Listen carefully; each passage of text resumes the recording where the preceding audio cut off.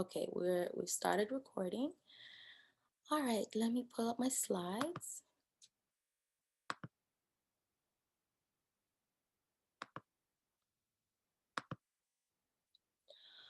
All right, so let me thank everybody honestly for coming. Anybody that comes, I'm just very thankful, because it's a Friday night. There's a lot you could be doing. Actually, there's a marriage retreat today on the same day, so I didn't think a lot of people would come, but I'm really grateful that you guys are here. And once a month, I wanted to do this wellness webinar workshops for the year 2021. And so I'm going to do one each month. 9 will be free and 3 will be paid. You can find out more through my Facebook page or through, which is Stories in Mental Health. I'll post there, and my own personal site. And yeah, so that's pretty much it. And the church website, Nova Church of Christ, they've been nice enough to upload some of my workshops. So this is the second one, yay! And it's on mindfulness and motivation. And I am a licensed therapist, and I'm also a what do you call? I'm a social science nerd. And this is how it all came about, because I like to know what is the latest in the social sciences, right? So emotional intelligence has been big. Resiliency, which we'll talk about next month, and trauma has been big. Of course, the usual depression and anxiety we're going to talk about as well throughout the year. Spirituality is definitely one of them, and mindfulness. So today, that's what we're doing. We're going to do mindfulness and motivation. And I'm also a PhD candidate in my third year. So mindfulness. So Walsh, I'm going to use journal articles because I feel like it's more concrete. So Walsh and his colleagues, they came up with mindfulness, and this is their definitions.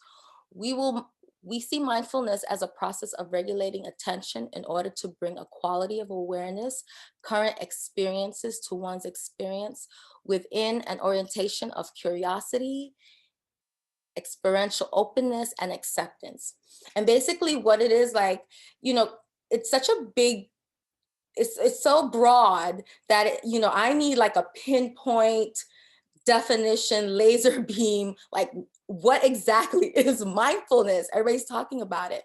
And from this, it's just talking about it's being a state of mind. It's a state of mind. And I learned through examples. So, we worry a lot, and we'll talk about that more later, but we worry a lot. And that we do easy, we practice it, we deliberately ruminate in our minds, and so it becomes easy for us to do. So we're putting ourselves in a state of worry, right? So if we can do that with mindfulness, being a state of openness, of experiential means life, of openness and of acceptance of what's going on around us, we can be able to access this mindful state. Mindfulness is cultivated by meditation and practice in everyday life. And that's what it is. It's a practice. Alert mode of perceiving all mental content of perception, sensations, cognition, and affect. And so it's taking into account our perceptions of how we see life, our job, our family, those sensations that come along with it, uh, our thoughts, which is cognition, and our affect, which is our emotions we bring. Gallagher says that a sense of inner peace, calmness, and a mental space. I learned that engaging in mindfulness can protect from stress and burnout, improve resilience, which is a big thing, like I said, and emotional exhaustion. And sometimes, you feel tired, or you feel sometimes you don't feel right. We don't talk about emotional exhaustion very much, but it's something where it's like you're full, if that's the best way to describe it. um, Mindfulness is being fully present. It prevents worry and constant rumination, giving full attention to the here and now. So anxiety, when people have anxiety, the The problem is that they're thinking about the past. Oh, I shouldn't have said that. I shouldn't have done that. Rumination is like a constant, it's like a constant thoughts that are rapid and they're fast and they're going. And you're thinking about like all the things I shouldn't have said, all the things I should have done, an interaction that rubbed you the wrong way. And you get anxious about what are the consequences of things that I've done. And then thinking about the future also causes anxiety and worry, right? Like, will this thing happen? It hasn't happened yet, but what if it fails? What if I fail? What if I don't do a good job? And that's worrying. And so mindfulness brings you in the here and now because you have control over what you're doing in the moment. You have less worry because you're going along and you're able to make decisions. And so that's why mindfulness is so important and a great definition of being in the here and the now. And so this is the process. It's attention control, and then it moves into self-awareness, and then self-regulation, and then it's a behavioral change that happens. Tang says that there's power in silence.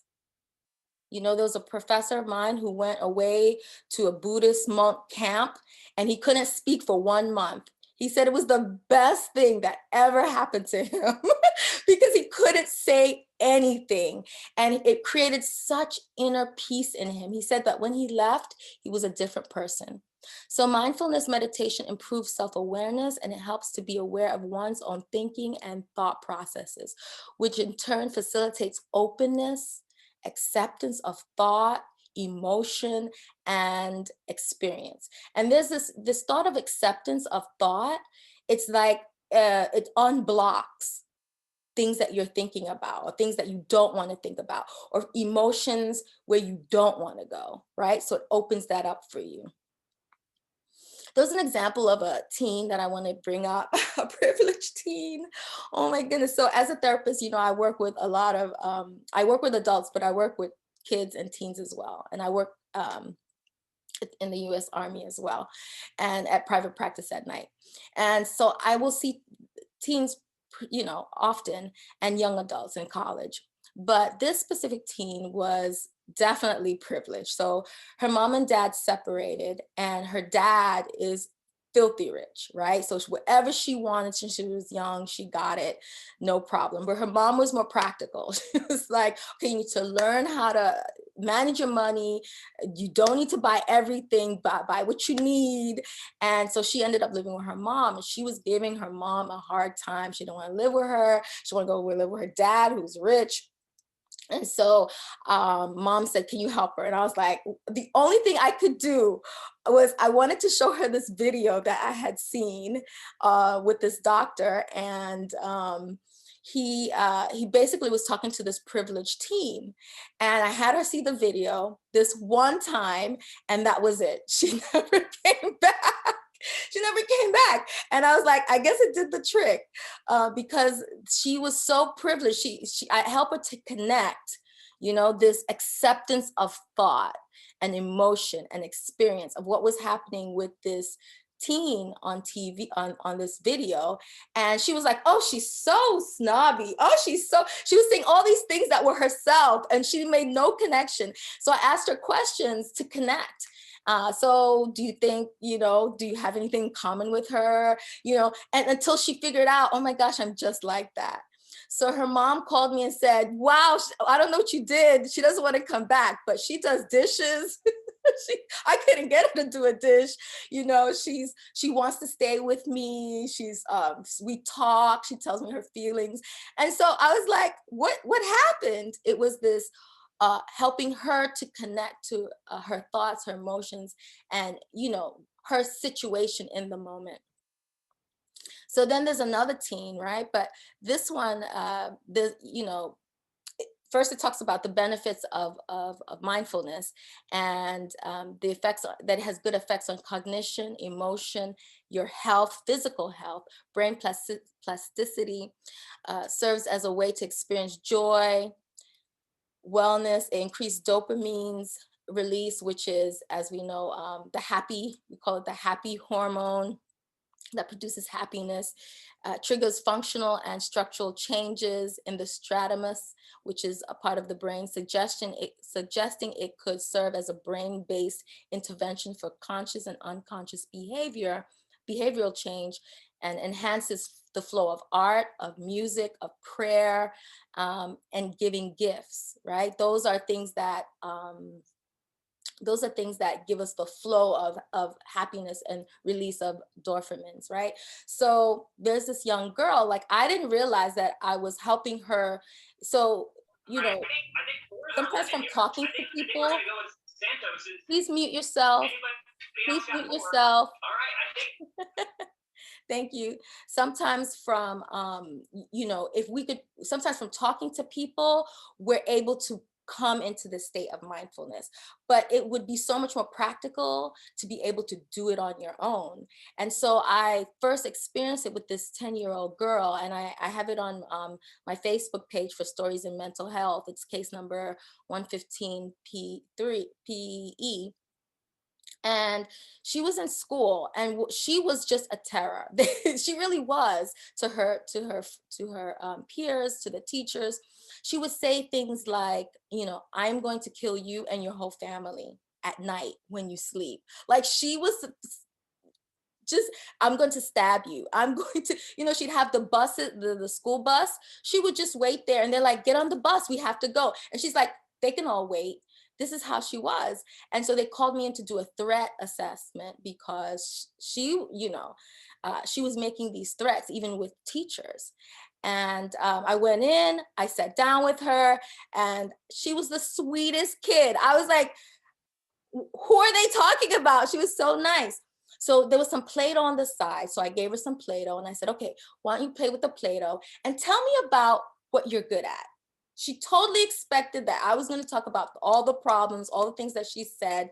I mean, they've even called the police on her for them to come and pick her up, and but she's 10. So I didn't even ask her that. Just, how are you doing? So she says, she's talking to me and she's creating, and she says she loves Play-Doh and she loves art, and she's so open in this moment. It's just, she's in this state of telling me everything, the truth. Yeah, I said that, I did that, but it comes down to, because people are horrible to her, so she feels like I'm gonna be horrible to everybody else. That's what it came down to, right? So we did this contract, and for the most part, she was on good behavior.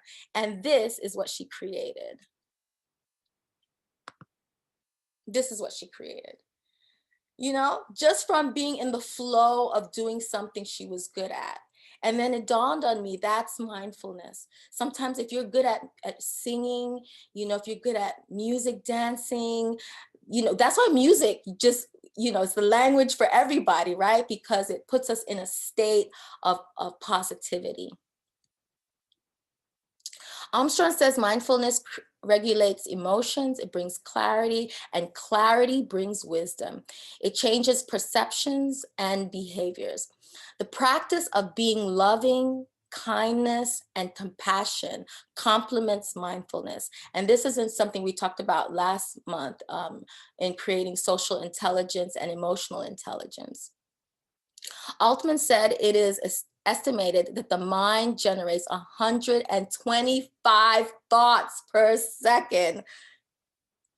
Let me stop there. That's crazy. 125 thoughts is estimated. That's like already 125 went by.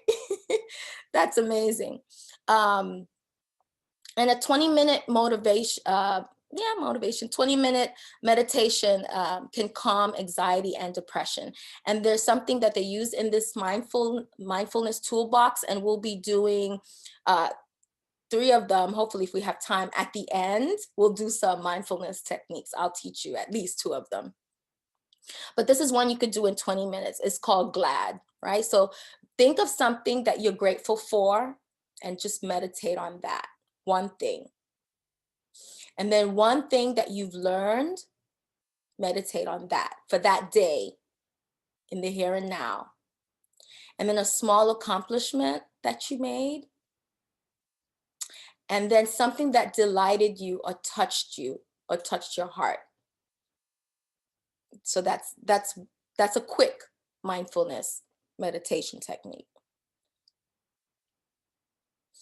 There's a Native American parable. It tells of a grandfather, and he's explaining to his grandson, there are two wolves at war inside of everyone. One is greedy, mean, and angry.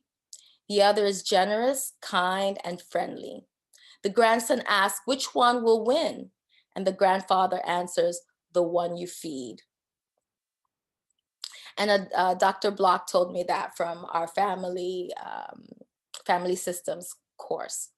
Now we're going to move into motivation, and we'll have questions at the end if you have any questions. We're going to move into motivation, but I need to ask you to do one thing before we move into it, because I want us to be in the state of mind and the framework of being able to be accepting and to receive what is going to be said, which is very encouraging, very positive, so you could trust that. But to give yourself permission in this moment to unblock yourself from thinking what you're not supposed to do. I'm not supposed to think like this. I'm not supposed to think positive about myself. I'm not supposed to think, arrogantly. I'm not supposed to boast. These are things that we tell ourselves, right? But for 1 minute in the here and now, I need you to see how amazing and how awesome you truly are. Even if you want to go back and it feels uncomfortable doing it, okay. But for now, this moment, I want you to be able to be receiving and receptive of what I'm saying.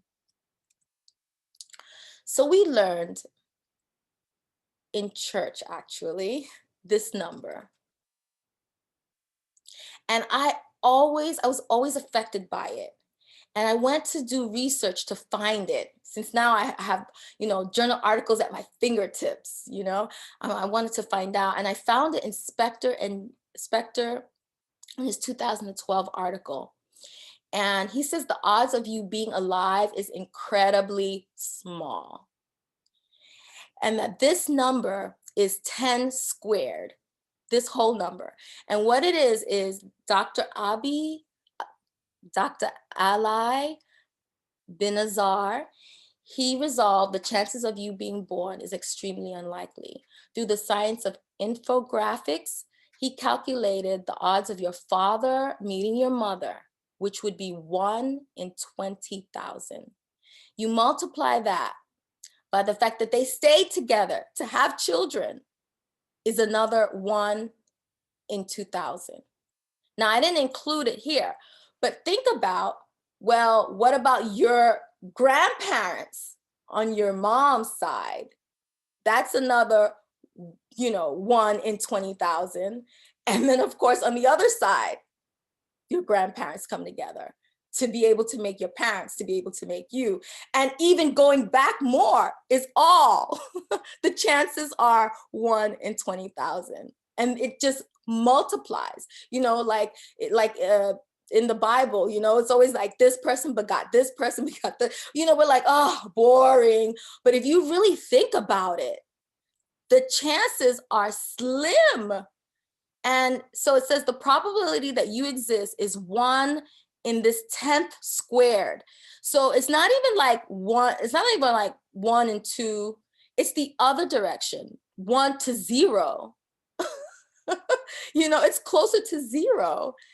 So it's this number with 10 zeros behind it, over squared the 10th, if that makes any sense of what I'm saying. And the chances that you exist are, and that you're alive, is ultimately 0. 0. 0 chances. You know what that means? You're rare and you're very, very valuable. They find artifacts in the earth millions of years old, right? And they treat it with such care, and it's worth millions of dollars. You're more priceless than that, because we made those things with our human hands. And then you think of diamonds. They come from the crust of the earth over centuries and millions and billions of years. And they're not as rare. We say they market it as rare so they could earn profit, but really there's a multitude of diamonds on the earth. You're more rare than that. Right? So you're very special, you're very unique in your makeup, in what you're good at.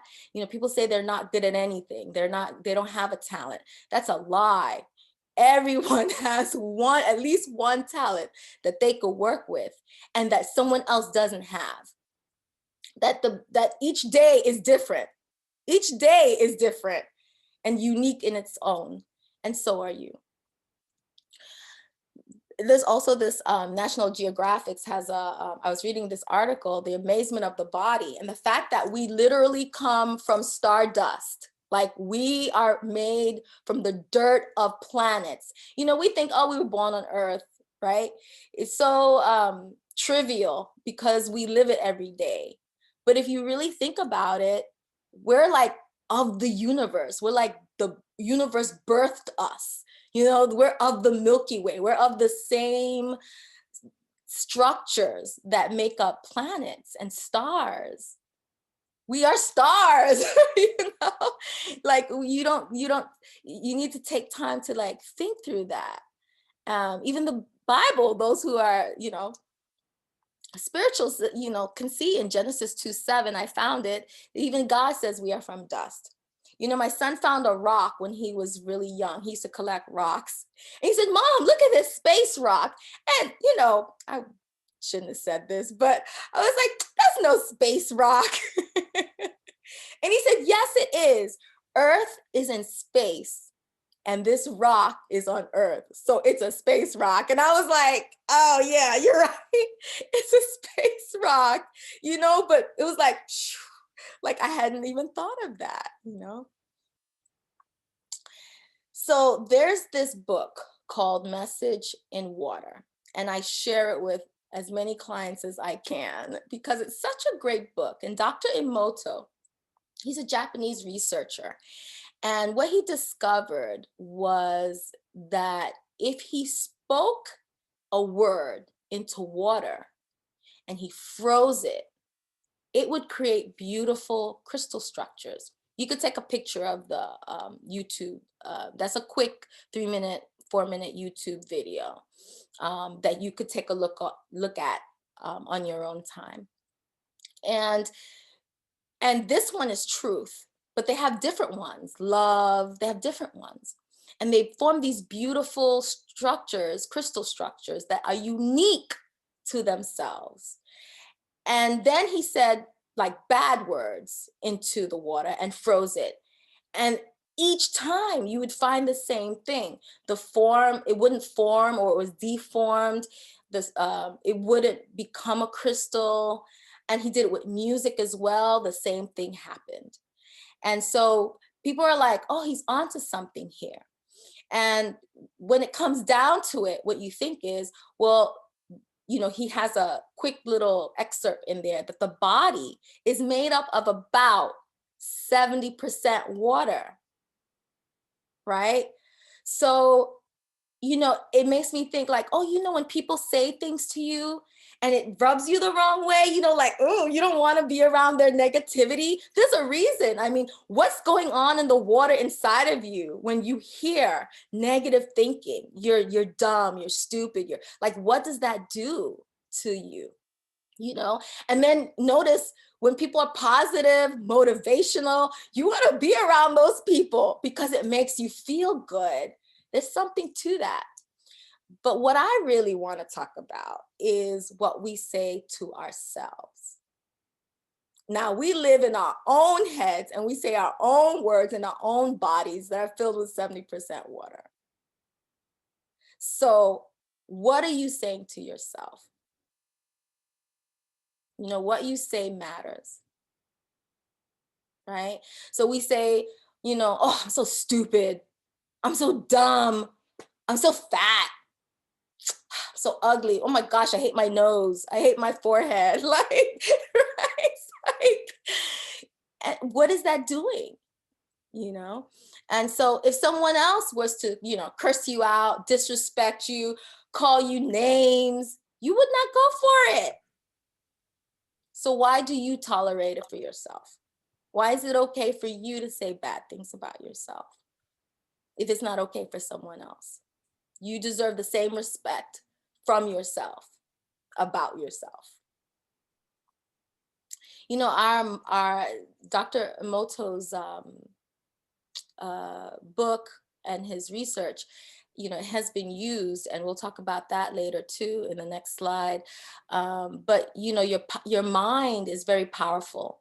Your thoughts can manifest. There's books written about our thoughts and our words manifesting into real life, and happening because we have said it, because we have conjured it up.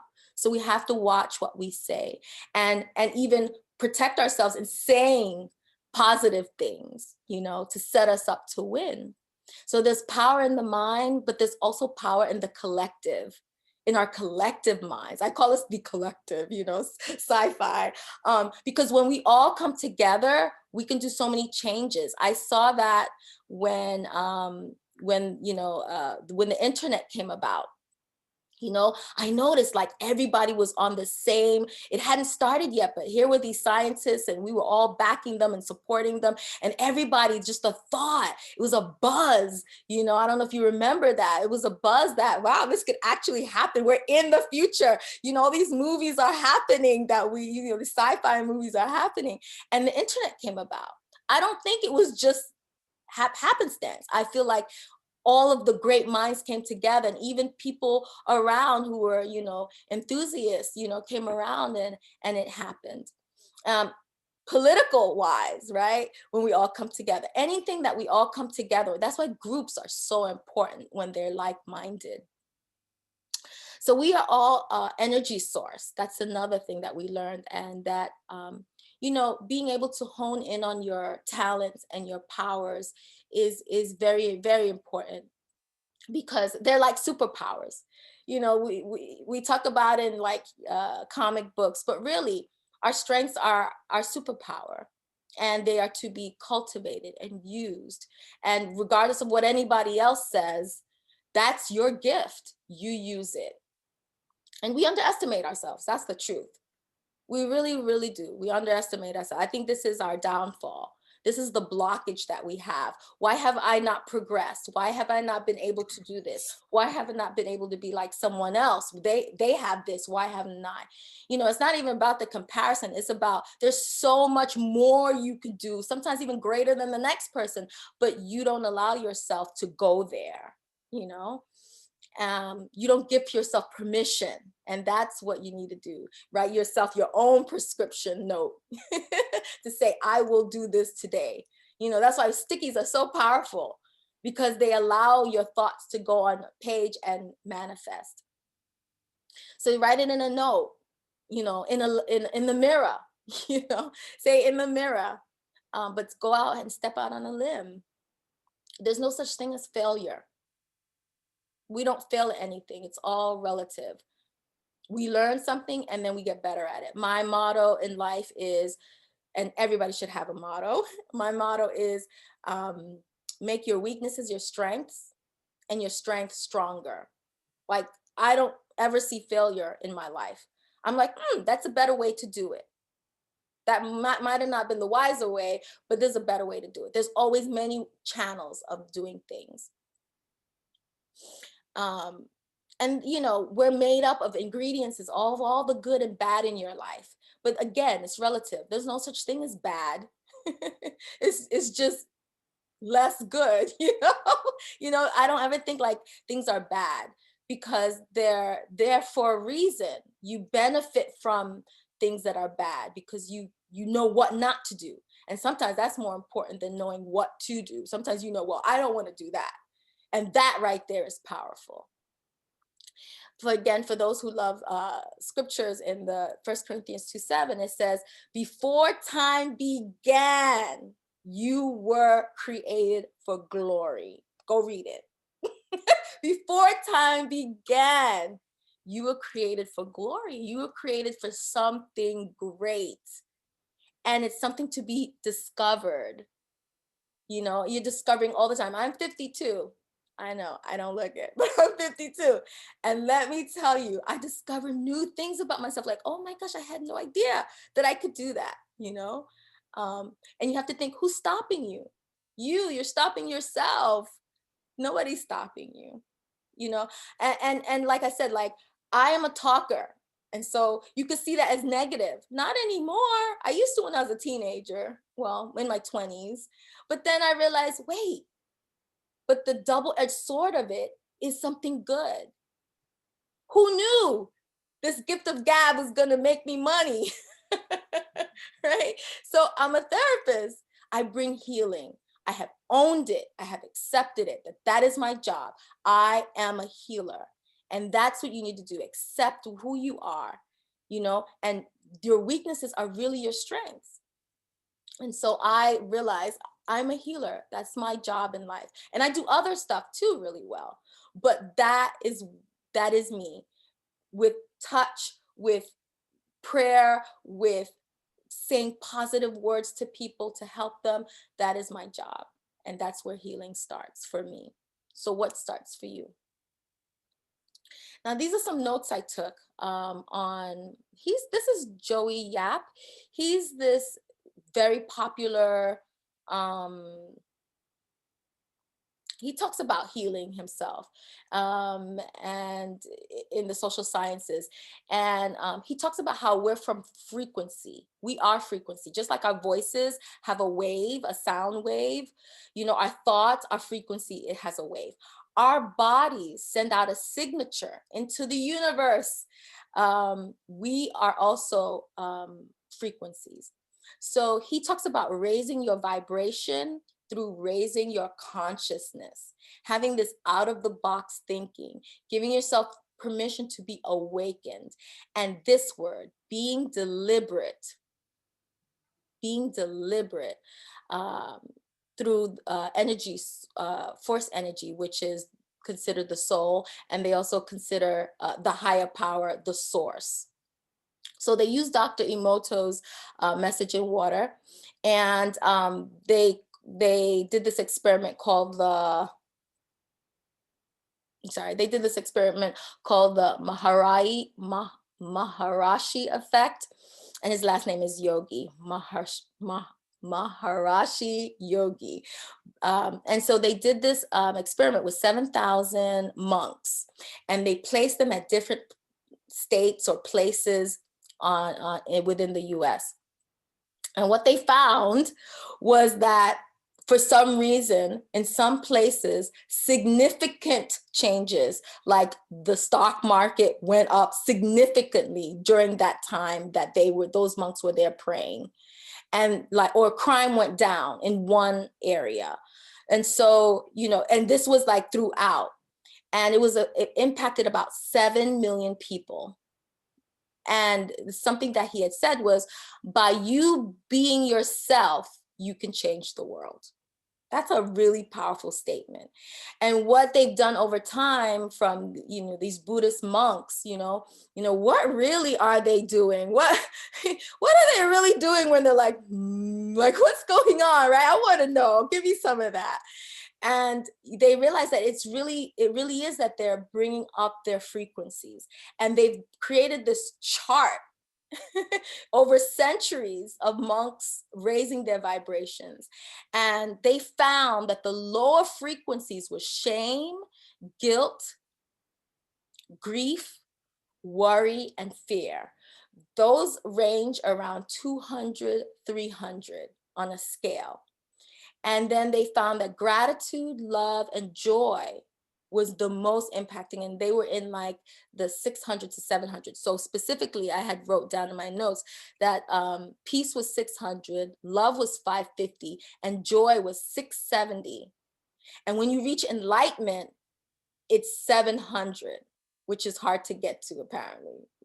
Right. So so it's interesting that if you if you're like, like when you go see a comedy show or a movie, right? It makes you happy, it brings you joy. It's the highest on the scale is joy. That raises your frequency the most of all the others. Love as well, and as well, peace.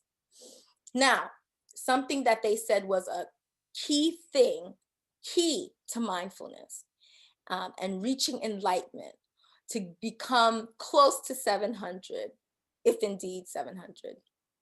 Don't judge everything. Don't be critical, because those are in the lower frequencies.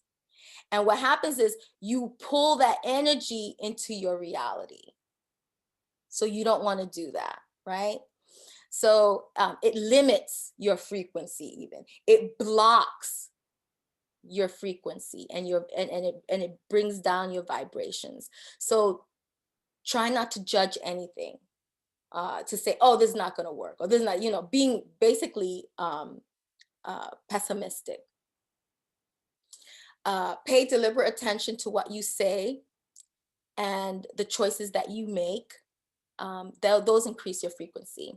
Remove blockage by increasing your energy. And so we have come to the end where we get to do an exercise on mindfulness techniques. We're going to do, I think we should just do two. We'll do palm and universe. Tree, I'll do it another time. Okay, so, but before we do you guys have any questions?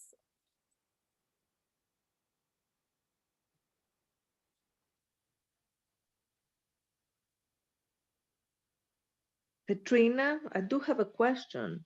Okay. These mindfulness techniques, Mm-hmm. are we supposed to be doing them once a day, or once when we are more anxious, or is it a specific time that we're supposed to do them? Or because how do you get into the habit of doing it? So I have a friend, she actually, she wakes up 4 in the morning. I am not encouraging that, but she wakes up 4 in the That's what I morning. mean. Yeah, that would be. But I would think in the morning you could also incorporate prayer, because Marianne, I know you're a prayer person. You could also incorporate prayer in it. I think that would, because prayer is one of them, because it's bringing peace and joy, right? And you're being open to receiving, So I think whenever it helps you, even in the moment, like as a anxiety reliever, right? So like, oh my goodness, like I'm stressed, or I'm about to have an interview, or you could like the glad that we did, the 20-minute glad technique, or these, you can do it in the moment, or before you leave to go. You use them when it's most useful to you. It's Okay, supposed thank to be you. calming, right? And it's supposed to open your mind to clarity, right? It's supposed to be something that's healing. So you use it when you feel best to use it. Thank you. Mm-hmm. Katrina, I had a question. Oh, hi, Barry. Yeah, hey, sorry I came in late here. Okay. Um, the these peace and techniques that you mentioned, a lot of times I think of the people who do mantras, or like these almost mind getting things out of your mind, Yes. doing this mantra or something. Uh-huh. But this seems more effective, it seems to me, if you put positive thoughts in your mind, or in other words, you put things in your mind that make you more positive, instead of like clear your mind. I see what you're saying. Yeah. But it's almost like overlapping, because as you're clearing your mind, Oh yeah, you're receiving as well. It's at the gotcha. same, it's breathing, right? It's an in and out kind Yeah, of yeah, calmness. And like we're gonna do like calming technique, you can do for relaxation. The uh-huh. universe one is about increasing your frequency. So they all do different things. The tree one is healing. It's more of a healing technique. Got it. But yeah, while it's almost a meditation as well, because you're meditating, you're thinking about positive things, like that example for glad. Let me go to it. Yeah.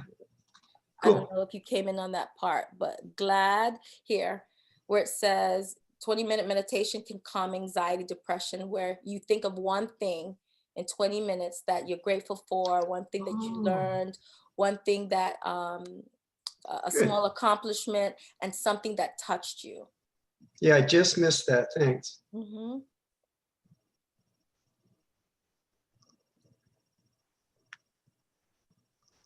Anyone else? And it's being in the here and now also, something that we had talked about. So, you know, you're not worried about the past, you're not worried about the future. You have control of in the moment what you want to focus on. All right, so let's do palm. And you don't need your video. You can take it off, it's okay. So what you're gonna do when I tell you is you're going to put your palms almost together. It's going to be really slow. This is the movement, and it's going to go up, and then it's going to go out, and then it's going to go back on your lap, but it's going to start on your lap. Okay? All right. So close your eyes. Take a few deep breaths.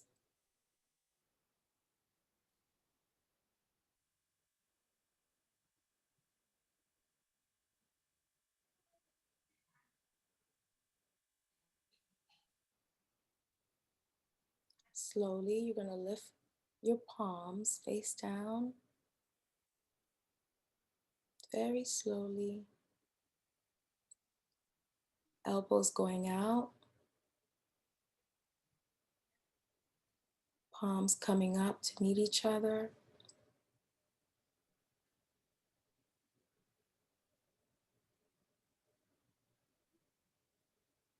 You're going to stop when you get really close. Your fingertips almost touching.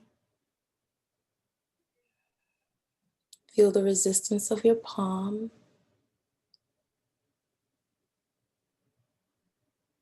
Stop when you feel the resistance of your palm.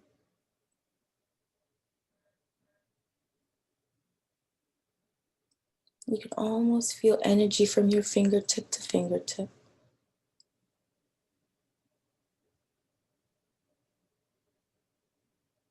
Without touching.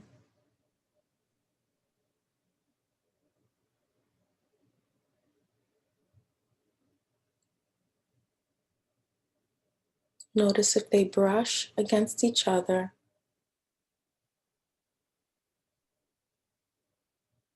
Feel the heat.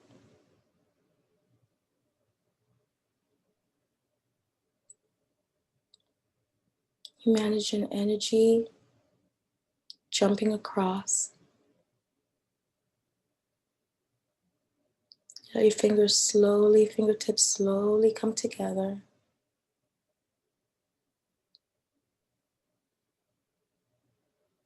Feeling the slight push.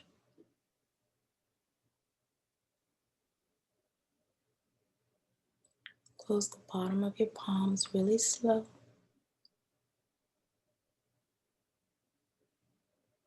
Keep breathing.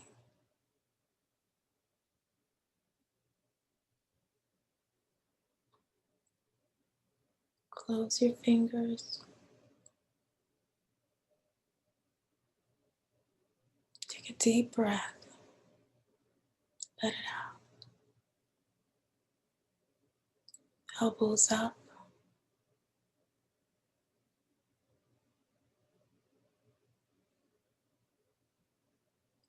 There's a closed circle of energy traveling down your arm, past your elbows, to your chest, around your forearm, through your palm. Keep breathing.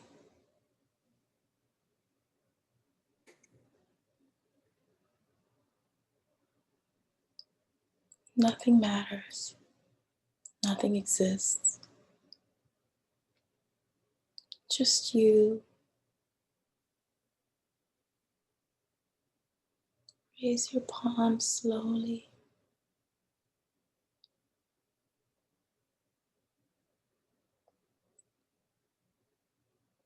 Thumb to chin, rising.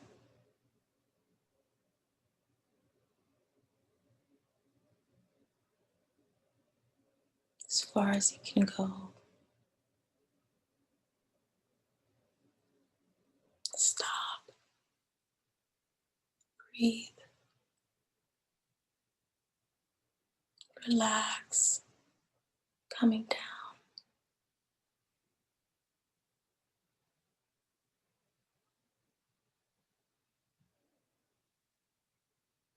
Slowly.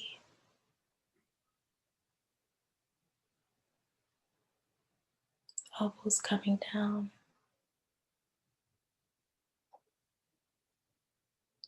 Breathe in and out.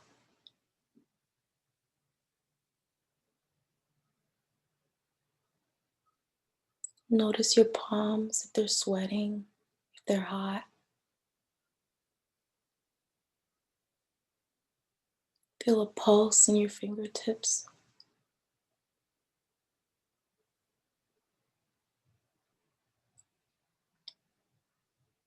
Slowly open, creating a gap.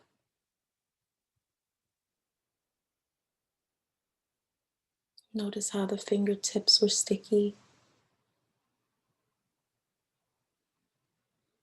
Hands are coming down to your lap, palms face down.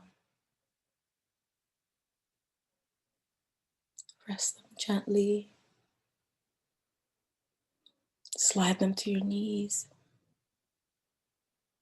Shoulders relaxed down. Breathe in deep and release.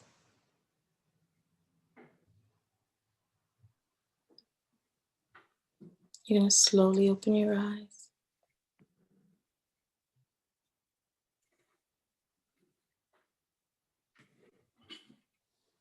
And that was palm. Still with me? Okay. Now we're going to do universe.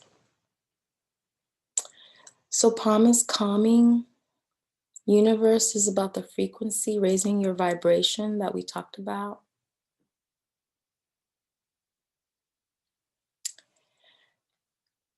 So you're going to close your eyes again. You can sit however you want.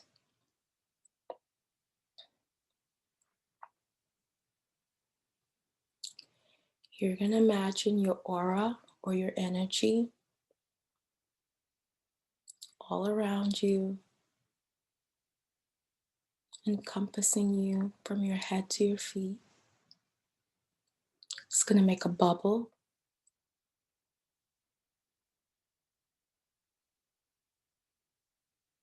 It's going to expand slowly out, out, out to the walls, out through the floor. Your circle is getting bigger.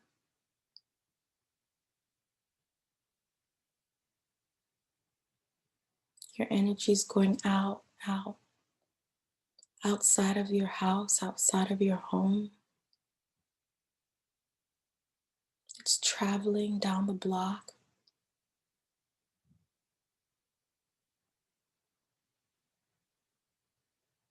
Keeps traveling, expanding.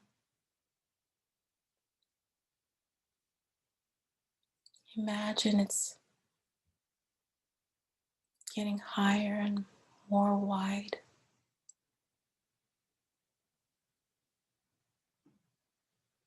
It's going out to the clouds. Keep going as far as you can go.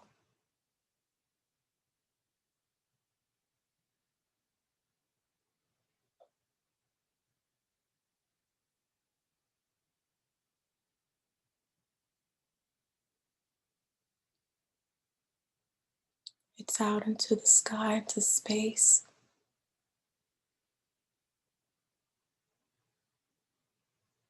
You can look back, you can see the earth. It's going towards source. It's traveling fast. Stay with it. Keep with it.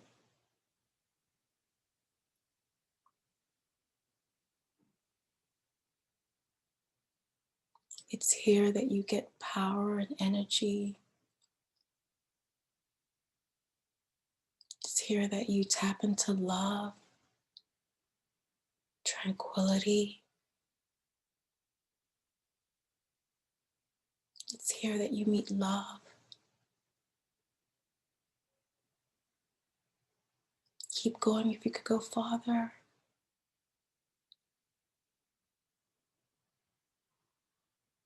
You're passing planets, Milky Way, suns. You're traveling.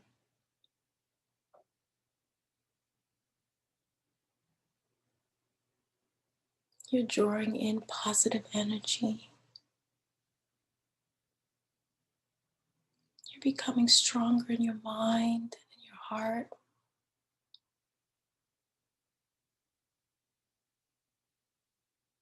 You're gaining wisdom, peace,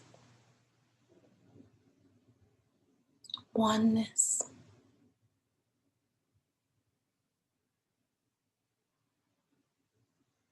You feel joy.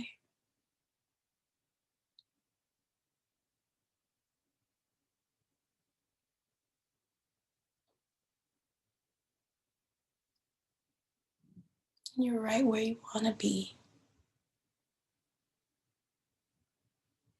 You're transcended. Breathe here in this space.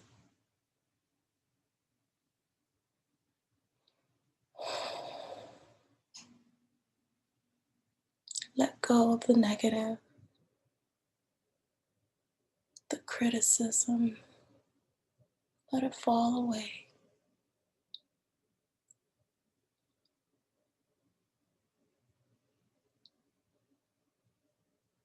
You're going to come back better than you were before.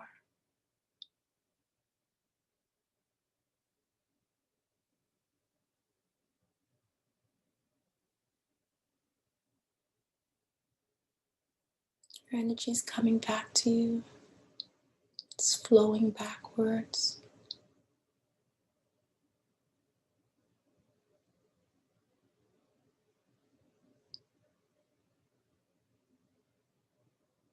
Traveling past stars.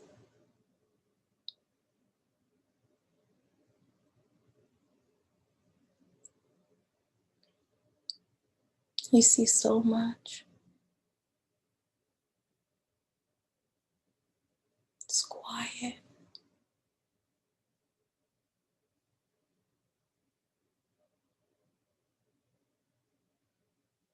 You're back to the clouds. You might want to stay a little.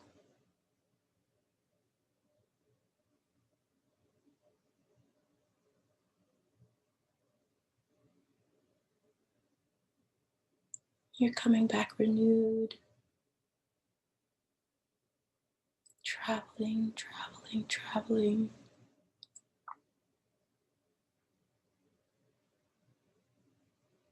You're coming back up your street.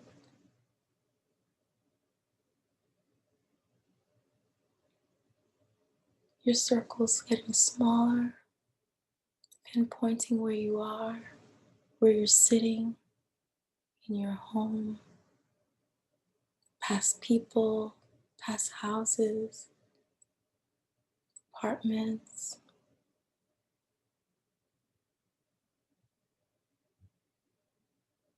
Slowly you come to your home, smaller, smaller, smaller, till your aura is back to yourself. You breathe.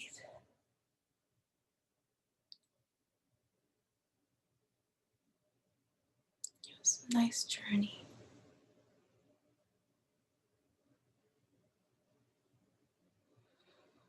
You're back to yourself.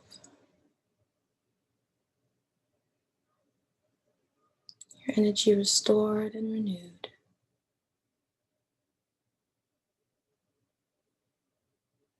Slowly open your eyes.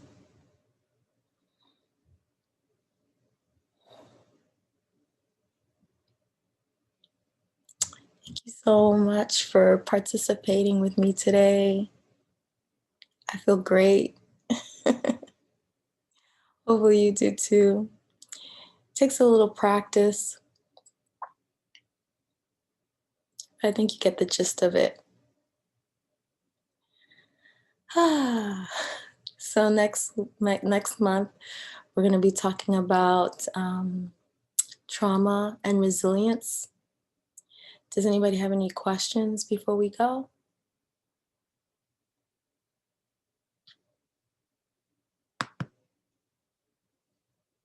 No, thank you so much, Petrina. I feel so much more relaxed now. Oh, good, good, good, good. Okay, thank you guys for coming. I appreciate each and every one of you.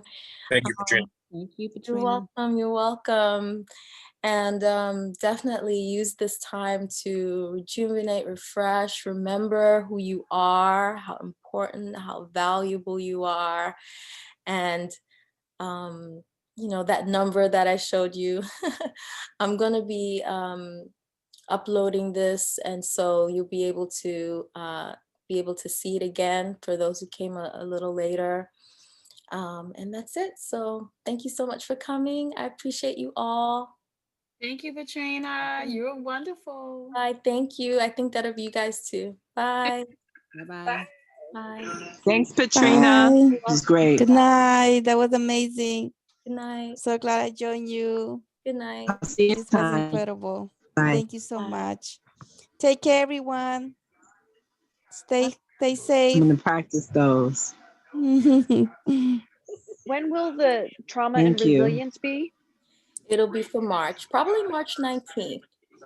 March 19th? Yes, you can Okay.